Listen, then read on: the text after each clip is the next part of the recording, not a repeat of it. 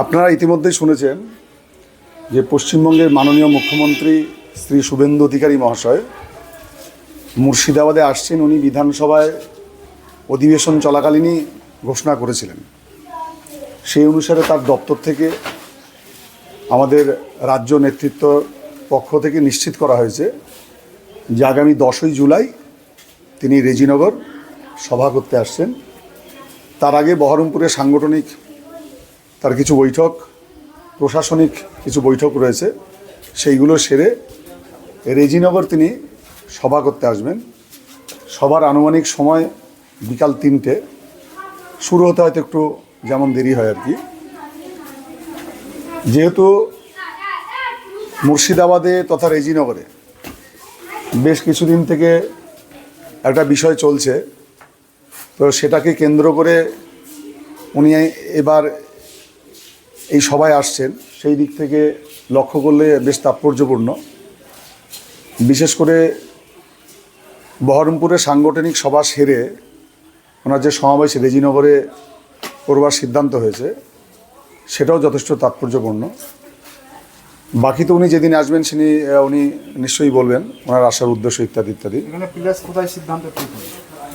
এখানে এনএইচের উপর যে তকিপুর হাই মাদ্রাসা, ওখানে ওনার সভার সিদ্ধান্ত হয়েছে।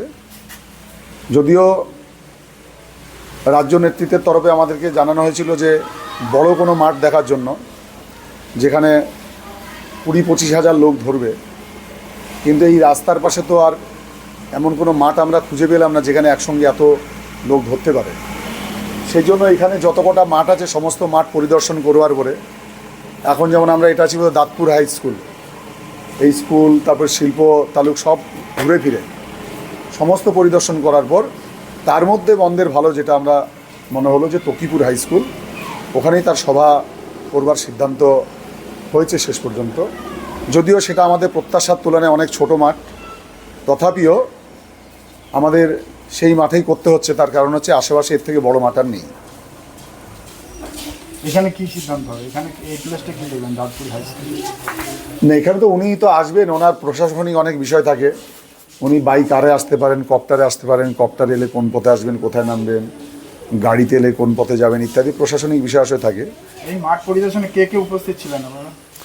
মাঠ পরিদর্শনের জন্য তো প্রশাসনিক পর্যায় থেকে প্রশাসনের কর্তা ব্যক্তিরা ছিলেন, ডিএম, এসপি সাহেব বা ডিএলআরও যারা থাকেন আর কি, থানার পদাধিকারী যারা, তারা সবাই ছিলেন। আর আমরা দলের পক্ষ থেকে আমরা ছিলাম, যেহেতু আমাদের সাংগঠনিক সভা, আর উনি যেহেতু একই সঙ্গে মুখ্যমন্ত্রী, সেজন্য তার নিরাপত্তার বিষয়টা দেখার দায়িত্ব প্রশাসনের থাকে।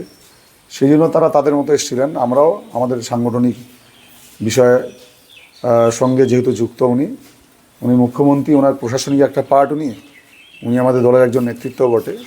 সেই জন্য দলের একজন নেতা, আবার রাজ্যেরও উনি নেতা। সেই জন্য প্রশাসন এবং সংগঠন তারা তাদের মতো করে, যে যার মতো করে যার বিষয়ে এখানে অবজার্ভ করবার জন্য আমরা এসেছিলাম সবাই। তা আমরাও আমাদের তরফে যা দেখলাম সেটা আমরা রাজ্য স্তরকে রিপোর্ট দেব। রাজ্য নেতৃত্ব সেই অনুসারে সিদ্ধান্ত নেবে। তকিপুর হাই মাদ্রাসা, হ্যাঁ, সভা তকিপুর হাই মাদ্রাসা হাই স্কুল।